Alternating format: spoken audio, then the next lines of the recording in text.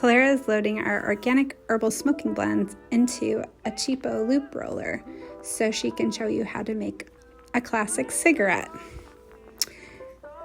You put the herbs in the trough. You make sure that the little black arrows are on the right side of that loop roller. Then you're going to roll up your crutch and load it on the left. The crutch can be made out of any type of paper, but I find that thicker paper works better and you need less of it. Then you lock that into place, the loop roller, and you grab a rolling paper.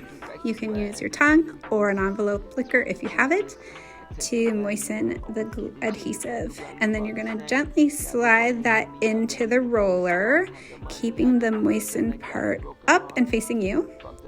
And then you're going to roll following the arrows until magic happens. Presto, you have a pretty little cigarette. Yay! If you like this video, please like and subscribe and hit the bell for notifications.